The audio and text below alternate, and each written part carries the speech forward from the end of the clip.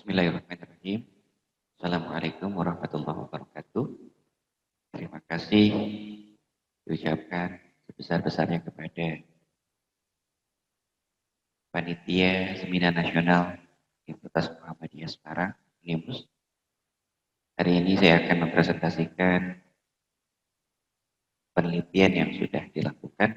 Memang pada dasarnya ini adalah penelitian lanjutan dari penelitian sebelumnya, di mana penelitian ini akan menguji efektivitas dari sistem penentuan penerima penyaluran bantuan COVID-19 menggunakan metode PROMIT, yaitu menggunakan usability testing.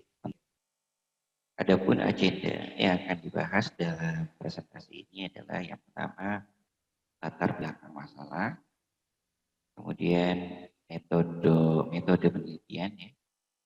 Kemudian yang ketiga adalah hasil dan pembahasan. Kemudian yang keempat adalah kesimpulan, yaitu yang akan dibahas dalam presentasi hari ini. Jadi memang yang sudah kita ketahui, ya, latar belakang masalahnya adalah evaluasi terhadap suatu sistem informasi yang telah dibangun sangatlah diperlukan. Salah satunya untuk mengetahui bagaimana kegunaan atau kita kenal usability bagi penggunanya. Evaluasi terhadap sistem, ya, yang telah dibangun ini,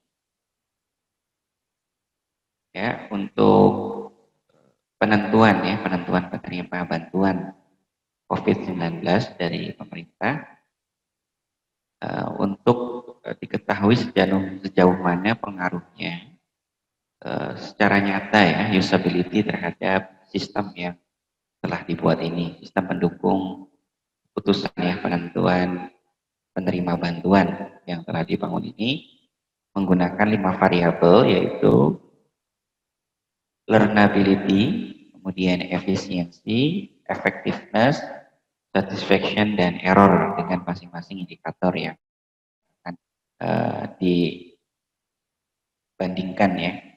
Penelitian ini mengambil responden, 20 responden, ya. Jadi para pengguna nanti ke depan, ya, untuk dilakukan evaluasi atau usability. Kemudian untuk survei, ya, memang ini menggunakan survei dengan kuesioner, ya. Kemudian hasil penelitian ini bagaimana, apakah berhasil sistem pendukung keputusan penentuan penerima bantuan COVID ini sudah sesuai atau belum. Selain dari itu, memang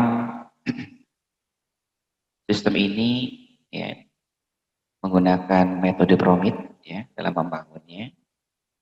Kemudian pengembangan sebuah sistem ke depan itu memang harus dilakukan dalam hal peningkatan sebuah sistem, ya, dari sudut pengguna, ya, di kebutuhan utamanya, sehingga dilakukan pengukuran usability menggunakan serangkaian kuesioner yang untuk mengelola perhubungan antara efektivitas, efisiensi, dan kepuasan dalam penggunaan suatu sistem informasi. Jika kita merumuskan, ya, rumusan masalah dalam penelitian ini, yang pertama adalah mengetahui kualitas atau usability yang dimiliki oleh sistem pendukung keputusan penentuan penerima bantuan COVID ini menggunakan metode PROMIT. Itu memang rumusan masalahnya. Kemudian pertanyaan penelitiannya, apakah sistem pendukung keputusan penentuan penerima bantuan COVID ini sudah dapat memberikan kegunaan atau usability terhadap penggunanya. Kemudian tujuan penelitiannya adalah satu, mengetahui apakah pengguna merasakan efektivitas, efisiensi, dan kepuasan terhadap sistem yang telah dibangun ini. Kemudian apakah yang kedua memberikan gambaran tentang pengelolaan pengelolaan SPK ini untuk memperbaiki sistem tersebut ke depan, apakah ada kelemahan. Kemudian yang ketiga, mengetahui hasil akhir kualitas usability testing terhadap sistem penentuan pemberian bantuan COVID. Untuk manfaatnya sendiri, mengetahui tingkat efektivitas, efisiensi, dan kepuasan saat menggunakan sistem informasi pendukung keputusan penentuan bantuan COVID, kemudian mengetahui kualitas dari sistem tersebut. Kemudian untuk metode penelitiannya kita bisa lihat ya, tahapan-tahapannya. Memang kalau kita lihat dari penelitian ini, jadi ada beberapa tahapan dari metode penelitian ini. Yang pertama, pengumpulan data pendukung penelitian. Ya. Jadi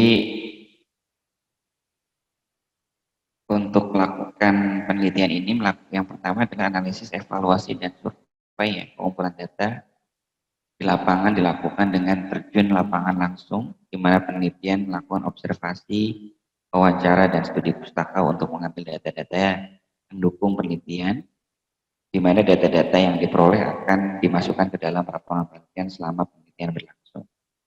Yang kedua, melakukan perancangan flowmap, diagram konteks, dekomposisi tabel, dan database serta flowchart untuk merancang ya berupa dokumen. Kita perlu juga wawancara, maka dibuatlah rancangan sistem dan database guna mempercepat tujuan penelitian sebelumnya.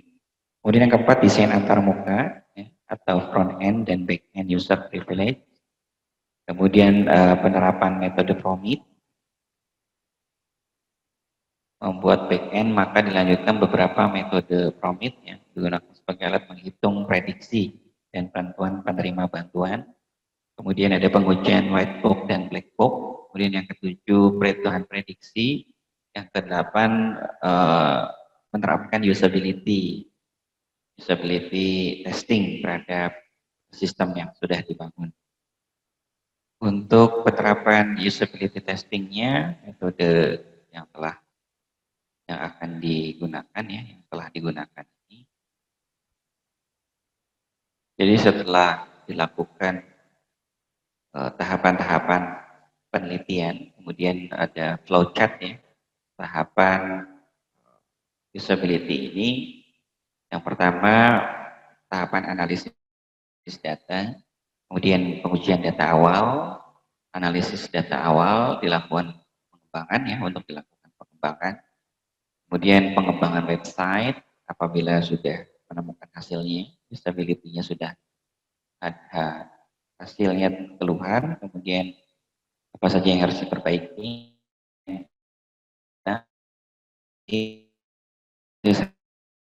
hasil bandingan website, kemudian selesai. Itu metode penelitian, tahapan-tahapan yang dilakukan baik di penelitian maupun di usability, di tahapan usability.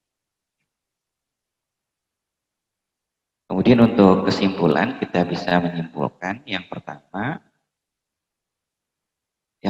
adalah berdasarkan hasil uji tabulasi ya, karena kita menggunakan kuesioner dari 20 responden terhadap harapan dan kenyataan yang diambil dari 20 responden mengenai penentuan penerima penyaluran COVID-19 menggunakan metode PROMIT yang telah dibuat. Hasil uji reliabilitas harapan dari 20 item jawaban responden didapatkan hasil dengan current speech alpha 0,922. Kriteria reliabilitas sangat tinggi dan hasil uji reliabilitas atau kenyataan item jawaban didapatkan hasil current speech alpha 0,897. Reliability sangat tinggi. Kemudian dan hasil uji validitas kenyataan dengan rata-rata 0,551, kriteria validitas sedang atau cukup, dan hasil uji hipotesis yang dihasilkan dari X hitung itu 15,713 dengan hasil probabilitas 0,205, maka dapat dikatakan bahwa X kuadrat hitung lebih besar dari X kuadrat tabel 15,713 kurang dari 86,558. Memang kalau kita hipotesiskan HA diterima dan HO ditolak, dapat dikatakan bahwa dengan adanya penentuan penerima penyaluran bantuan COVID ini menggunakan metode PROMIT ini sudah sesuai ya. Kemudian untuk usability testingnya, hasilnya dapat disimpulkan bahwa penilaian pengalaman pengguna survei kuesioner diketahui pada awal desain belum dapat memuaskan pengguna, yaitu 58,3. Dengan dilakukannya pengembangan website dan menghasilkan 71 tingkat kepuasan.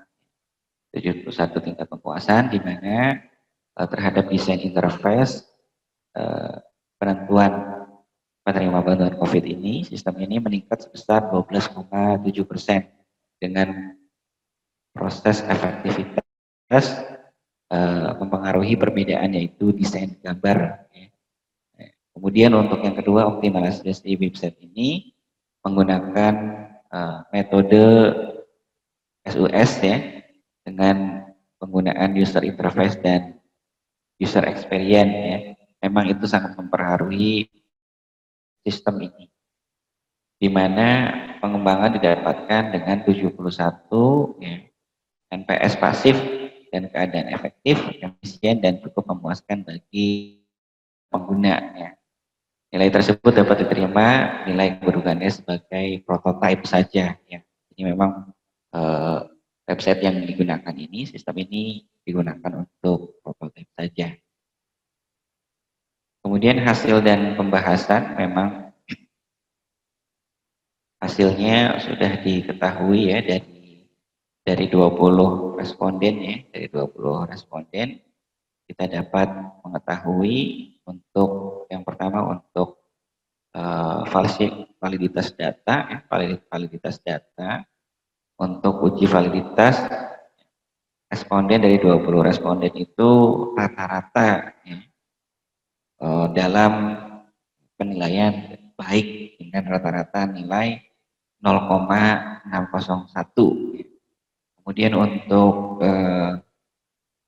reliabilitas ya, untuk reliabilitas sendiri itu rata-rata nilainya sedang atau cukup ya, di mana berkisaran 0,443 ya, dengan rentang atau kategori validitas cukup atau sedang. Ya, terima kasih. Ini sekedar membagi ilmu saja mengenai usability testingnya. Apabila ada pertanyaan bisa via WA pribadi ya. Kemudian untuk lebih detailnya, lebih jelasnya bisa dilihat di hasil dari penelitian yang sudah dipublikasi. Terima kasih. Mohon maaf bila ada kata-kata yang salah. Wassalamualaikum warahmatullahi wabarakatuh.